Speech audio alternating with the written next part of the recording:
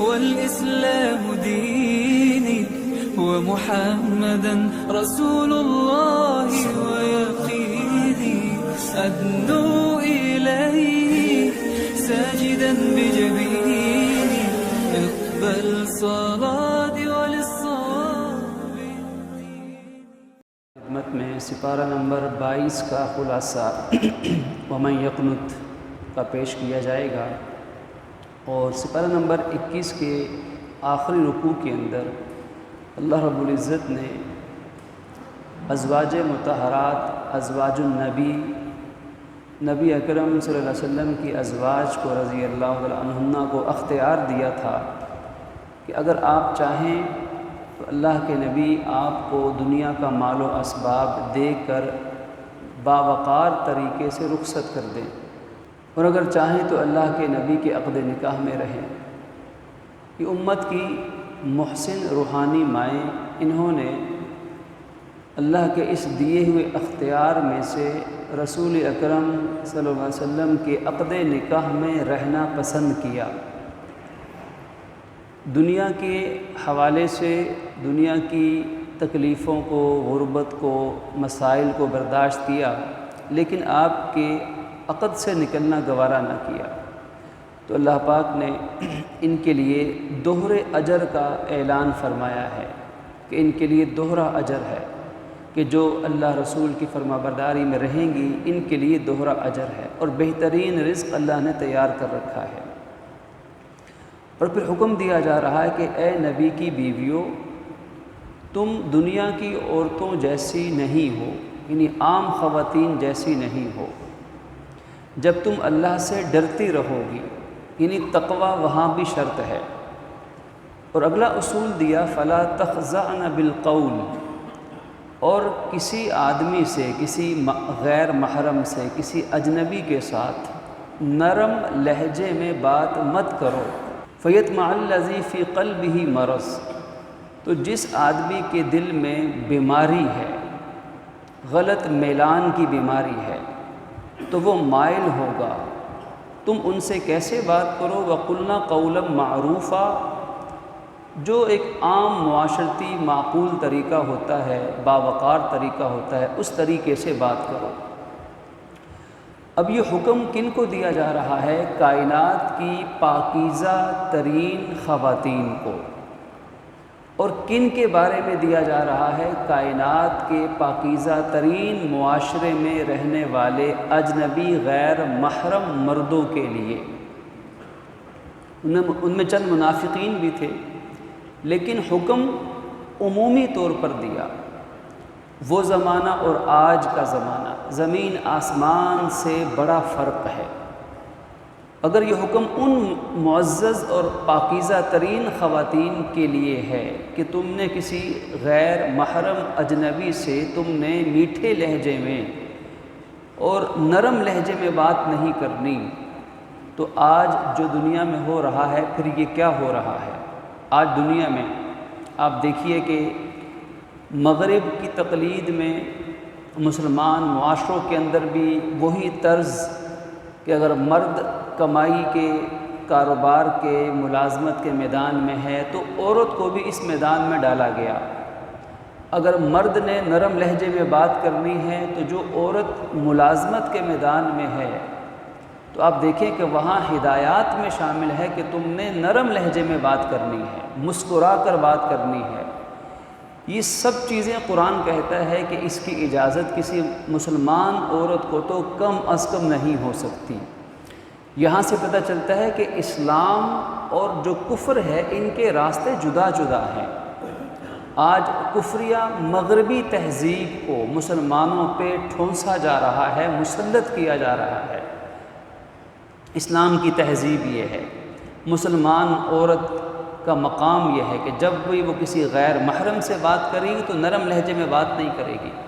اور آج بے شمار فتنے، بے شمار فسادات، بے شمار برائیاں اس اصول کو نہ ماننے کی وجہ سے ہیں۔ اللہ پاک سمجھنے کی توفیق عطا فرمائے۔ اور اگلا حکم کیا دیا؟ وَقَرْنَا فِي بُيُوتِكُنَّ، اور یہ اب یہاں یہ نقطہ قابل غور ہے کہ اللہ کے نبی کی ازواج کو بھی اگر یہ حکم ہے تو کائنات میں کون ہے جو ان سے زیادہ پاکیزہ ہونے کا دعویٰ کر سکے؟ فرمایا کہ اپنے گھروں کے اندر بیٹھی رہو، یعنی اپنے گھروں میں ہی رہو، بے مقصد اور بے معنی گھر سے باہر مت نکلو۔ اگر کوئی مجبوری ہے تو مجبوری میں ازواج مطہرات بھی گھر سے باہر تشریف لاتی تھی، لیکن بغیر کسی شرعی طبعی مجبوری کے عورت کے لیے گھر سے باہر نکلنا اس کی حفاظت ختم ہونے کے مترادف ہے۔ یہ خواتین کی عزت، خواتین کی حفاظت کے لیے کہ گھروں کے اندر محصور رہیں، ہر نعمت مردوں کا کام ہے خواتین کو گھروں میں لا کے میسر کرے، ان کی حفاظت ہے، ان کی عزت ہے۔ اور زمانہ جاہلیت کی طرح اپنے بناؤ سنگھار کو ظاہر مت کرو۔ زمانہ جاہلیت میں کیا ہوتا تھا کہ خواتین وہ اپنے بناؤ سنگھار کو ظاہر کرتی تھی، اپنی زیب و زینت کی جگہوں کو، اپنے زیورات کو، بناؤ سنگھار کو غیر محرم مردوں کے سامنے بھی ظاہر کرتی تھی۔ قرآن نے ایسا کرنے سے منع فرمایا۔ اگر ان خواتین کے لیے منع ہے جو کائنات کی پاکیزہ ترین معاشرے میں رہنے والی پاکیزہ ترین خواتین ہیں، اللہ کے نبی کی گھر والیاں ہیں، تو پھر یہ حکم قیامت تک آنے والی ہر مسلمان بیٹی کے لیے، ہر مسلمان بہن کے لیے، ہر مسلمان بیوی کے لیے، ہر مسلمان ماں کے لیے ہے۔ جو کلمہ پڑھنے والی خاتون ہے اس کے لیے حکم ہے، کیونکہ یہ حکم کائنات کی پاکیزہ ترین خواتین کو دیا گیا۔ اور پھر فرمایا کہ نمازیں قائم کرو، زکوٰۃ ادا کرتی رہو، اللہ رسول کی اطاعت کرتی رہو، اور اپنے گھروں میں اللہ کو یاد کرو، اپنے گھروں میں اللہ کی نشانیوں کو یاد کرو۔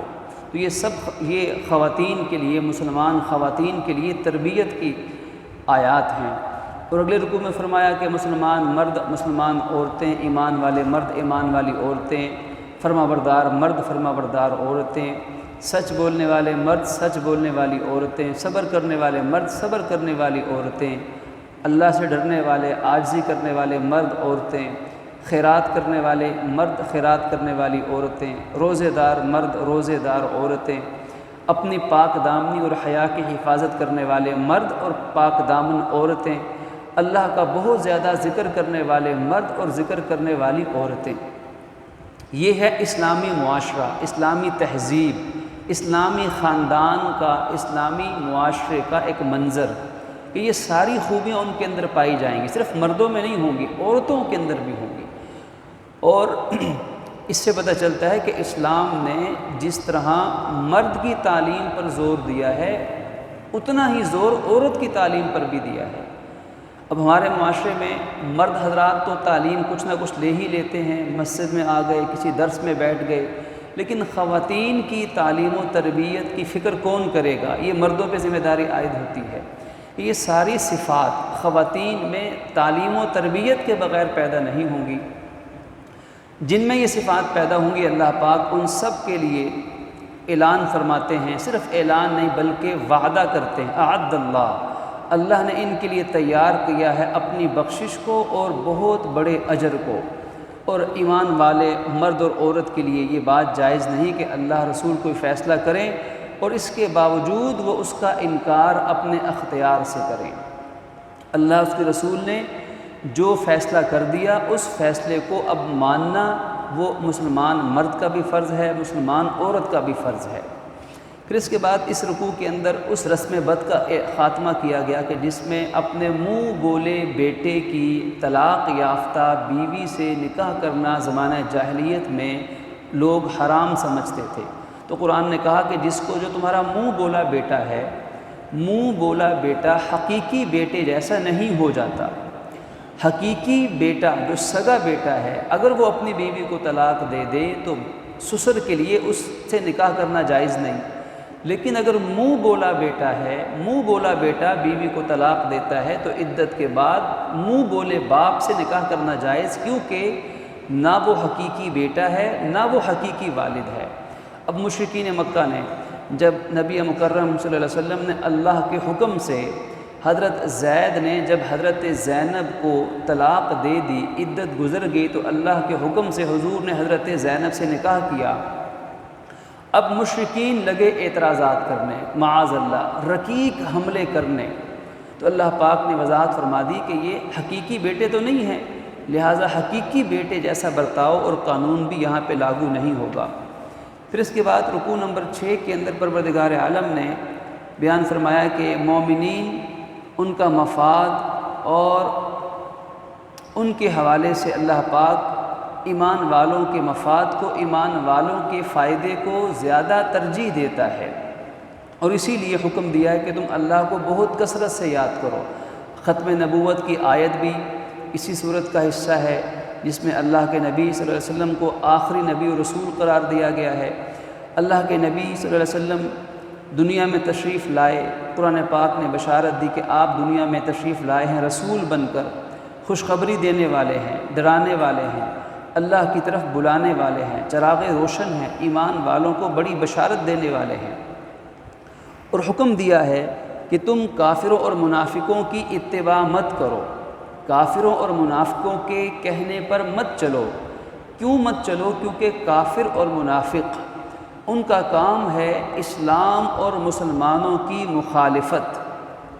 کافر اور منافق وہ کسی شکل میں اسلام اور مسلمانوں کو پھلتا پھولتا پھیلتا نہیں دیکھ سکتے، اور آج بھی یہی حالات ہیں کہ پوری دنیا کا کفر لگا ہوا ہے، مساجد کے خلاف، مدارس کے خلاف، حکومتوں کو استعمال کر رہا ہے، اور پاکستان کے حالات بھی ہمارے سامنے ہیں کہ مساجد اور مدارس اس دور حکومت میں جن مشکلات کا شکار ہیں، ان کا حقیقی اندازہ بس انہی کو ہو سکتا ہے کہ کس طرح مدارس کو بالخصوص اور مساجد کو بھی کس طرح IMF اور ورلڈ بینک کے حوالے کیا جا رہا ہے، ان کے ہاں گروی رکھا جا رہا ہے۔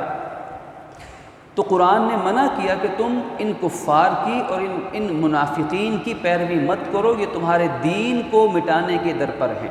ایمان والوں کو حکم دیتے ہیں، یہ نبی کی بیویاں امت کی، پوری امت کی روحانی مائیں ہیں، اور ساتھ یہ حکم دے دیا کہ جب تم ان کے گھر میں داخل ہو، اللہ کے نبی کے گھر میں جاؤ، تو ایک تو تم اجازت لے کر جاؤ، بغیر اجازت کے نہیں جا سکتے، اور جب گھر میں جاؤ کسی کھانے کے لیے اللہ کے نبی تمہیں بلائیں تو آداب کا خیال رکھو، نگاہیں نیچی جھکا کر جاؤ، اور جب کھانا کھا چکو تو کھانا کھا چکنے کے بعد پھر زیادہ دیر بیٹھ کے گپ شپ مت لگاؤ، کھانا کھا لیا اب اٹھ کے اجازت لے کے رخصت ہو جاؤ، کہیں نبی کو، نبی کے گھر والوں کو کوئی تکلیف نہ پہنچے انتظار کرنے کی۔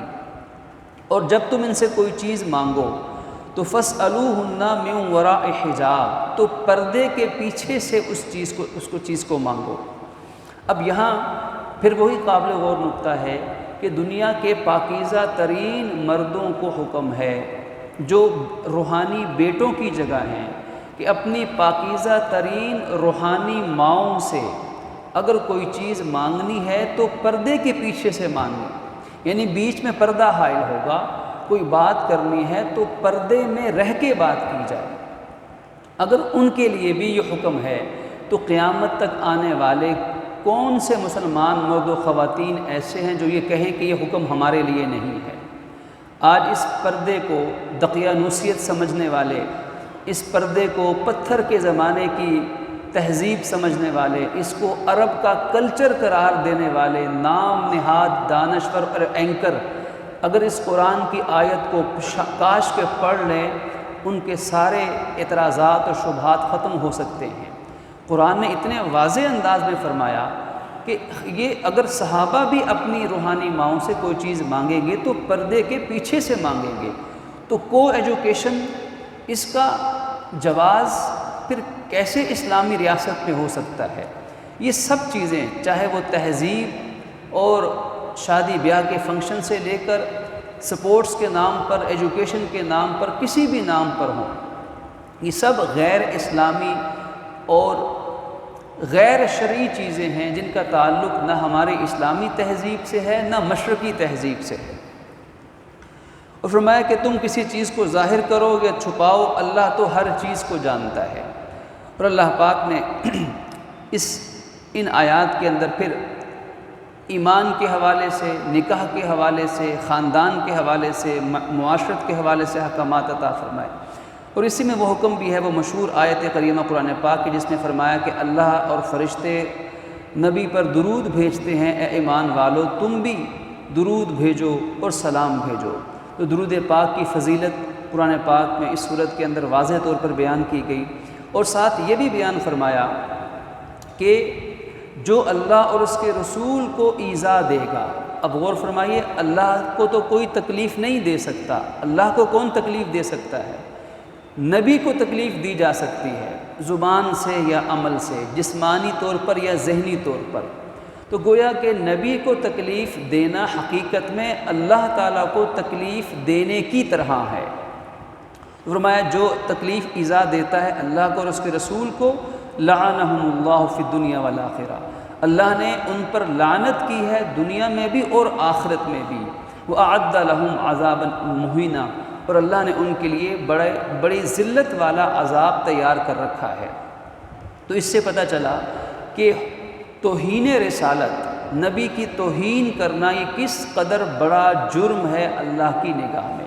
اور آج دیکھیے کہ جیسا کہ پہلے عرض کیا کہ آج ساری کفریہ طاقتیں، یورپی یونین، آج جرمنی اور فرانس، جتنی کفریہ طاقتیں ہیں یہ سب اکٹھی ہو چکی ہیں اللہ کے نبی کی پیشن گوئی کے مطابق، اور سب اکٹھے ہو کر اسلام پہ حملہ آور ہیں۔ یہ فرانس نے جو آج مطالبہ کیا ہے پاکستان سے، ان کے ہاں ان کی اسمبلیوں میں متفقہ طور پہ جو قرارداد منظور کر لی گئی ہے، اور پاکستان سے مطالبہ ہے کہ تم اپنے اندر جو ناموس رسالت پر جو موت کی سزا، اسے ختم کرو۔ یہ مطالبہ انہوں نے ویسے نہیں کیا، قرآن نے تو صدیوں پہلے بتا دیا تھا کہ ان بد باطنوں کی فطرت میں ہی یہی شرارت موجود ہے، اور ساتھ ہی دھمکی دی گئی کہ اگر اس قانون کو ختم نہیں کیا جائے گا تو ہم تمہارے اوپر پابندیاں عائد کر دیں گے، ہم قرض کے مطالبے کریں گے۔ آج یہی معاملہ ہے کہ بدقسمتی سے کہنا پڑتا ہے کہ مسلمانوں نے امت مسلمہ نے بحیثیت مسلمان ہونے کے، بحیثیت مسلم امہ ہونے کے، اپنے آپ کو معاشی طور پر ہمیشہ IMF، ورلڈ بینک اور کفریہ طاقتوں کے سامنے ہمیشہ امداد کے لیے اپنے آپ کو پیش کیا ہے۔ وہ اس امداد کا جس کو وہ فلاح کے نام پر نامعلوم کس کس ناموں پر پیش کرتے ہیں، حقیقت میں اس کے پیچھے خفیہ ایجنڈا اپنی تہذیب کو مسلط کرنا ہے، اپنے من مانے قوانین کو نافذ کرنا ہے۔ کاش کہ امت مسلمہ کو یہ بات سمجھ آئے، اے کاش کہ قرآن پاک کے یہ ہدایات کسی کے دل میں اتر جائیں۔ اللہ پاک نے ایسے بدبختوں کے لیے لعنت اور دردناک عذاب تیار کر رکھا ہے، تو لہٰذا جو ان کا ساتھ دے گا، جو ان کی اطاعت کرے گا، جو ان کے کہنے پر چلے گا، تو ظاہر ہے کہ انجن جہاں جائے گا تو ریل کی گاڑی کے ڈبے بھی سارے اس کے پیچھے جائیں گے۔ اگر کفر جہنم میں جائے گا، ایسے بدبخت اللہ کے نبی کے دشمن اگر جہنم میں جائیں گے تو ان کا ساتھ دینے والے چاہے مسلمان ہی کیوں نہ ہوں، رب کعبہ کی قسم ان کا انجام بھی ان کافروں سے الگ نہیں ہو سکتا ہے، کیونکہ اس پر اللہ کا غصہ بڑا ہے۔ اور صرف صرف اللہ کے رسول نہیں، اللہ پاک تو فرما رہے ہیں جو ایمان والوں کو بھی، مومن مرد مومن عورتیں، اگر ان کو بھی کوئی تکلیف دے گا تو اللہ نے ان کے لیے بھی عذاب تیار کر رکھا ہے۔ اللہ کے نبی کی ذات تو سب سے اعلیٰ اور برتر ہے۔ اللہ سمجھنے کی توفیق عطا فرمائے۔ اور پھر اس کے بعد پردے کے احکامات عطا فرمائے ہیں۔ اے نبی جی آپ کہہ دیجئے اپنی بیویوں کو اور بیٹیوں کو اور ایمان والوں کی بیویوں کو۔ یہاں بعض لوگ اعتراض کرتے کہ جی پردے کا حکم تو صرف حضور کی ازواج کو ہے اور حضور کی بیٹیوں کو ہے، یہاں بنات فرمایا، حضور کی 4 صاحبزادیاں ہیں، بنات جمع ہے بنت کی، بنات کا مطلب جمع یعنی 4 بیٹیاں۔ تو حکم ہے اے نبی جی اپنی بیویوں کو بھی اور اپنی بیٹیوں کو بھی حکم دو۔ تو کچھ لوگ اعتراض کرتے ہیں کہ جی مسلمان عورتوں کے لیے پردے کا حکم کہاں ہے؟ تو پردے کا حکم یہاں موجود ہے، آیت نمبر 59 ہے، سورہ نور کی آیات گزری ہیں، سورہ احزاب کی آیات ہیں۔ فرمایا کہ تم اور ایمان والے مردوں کی عورتوں کو بھی، یعنی تمام امت مسلمہ کی خواتین کو حکم کیا ہے؟ یدنین علیہن من جلابیبہن، کہ اپنے اوپر اپنا نقاب ڈال کر رکھو، اپنی بڑی چادر، اپنا عبایا، اپنا برقع، وہ اپنے اوپر اپنی اوڑھنیاں ڈال کر رکھو تاکہ تم پہچانی نہ جاؤ۔ اسی وجہ سے علماء نے فرمایا کہ حکم یہ ہے کہ سر کے بال سے پاؤں کے ناخن تک عورت کا جسم پردہ ہے، اس میں اس کی حفاظت ہے، اور اگر خواتین گھر سے باہر نکلیں غیر محرم ہیں تو چہرہ بھی ان کا پردے میں شامل ہے زیادہ راجح قول کے مطابق، اور یہ ان کی حفاظت ہے منافقین سے، برے لوگوں سے، بری نظروں سے، ان کی عزت اسی میں ہے۔ اور پھر اس کے بعد اللہ رب العزت کا غصہ منافقین پر، اسلام دشمنوں پر مزید آیات سے بھی واضح ہوتا ہے، اور آخر میں فرمایا، اس صورت کے اختتام پہ فرمایا کہ اللہ نے منافقین مردوں عورتوں کے لیے، مشرک مردوں عورتوں کے لیے اللہ نے عذاب تیار کر رکھا، اللہ ان کو عذاب دے گا سوائے اس کے جنہوں نے توبہ کر لی، اور جو توبہ کرتے ہیں ایمان والے مرد اور عورتیں، اللہ ان کی توبہ کو قبول فرما لیتا ہے۔ پھر اس کے بعد اس سپارے کی اگلی صورت ہے سورہ سبا۔ سورہ سبا کا بنیادی موضوع ہے کہ پروردگار عالم نے روز قیامت فیصلے جو فرمانے ہیں، اس وقت یہ بات واضح ہو جائے گی کہ کون حق پر ہے اور کون باطل پر ہے۔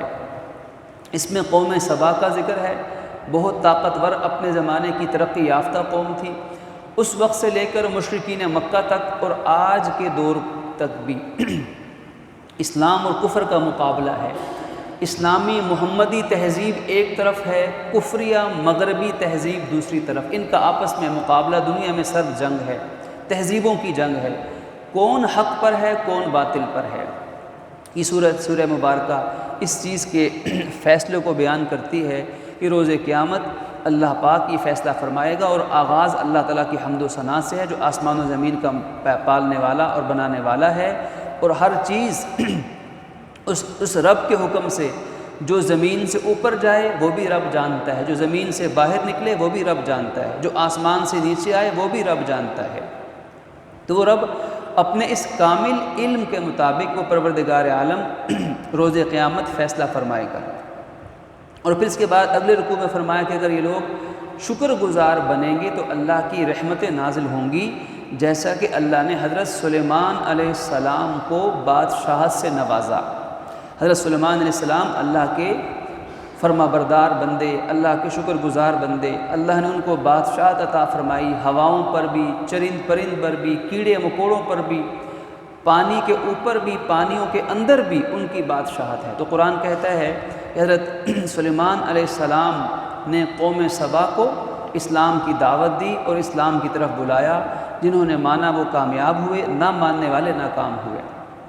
اور رکوع نمبر 3 کے اندر بیان فرمایا کہ اللہ رب العزت سے تعلق قائم کرنا یہ آخرت کی نجات کے لیے شرط ہے، اس کے بغیر، اس اللہ کے تعلق کے بغیر آخرت میں کوئی شفاعت بھی کامیاب، کوئی شفاعت بھی فائدہ مند ثابت نہ ہو سکے گی۔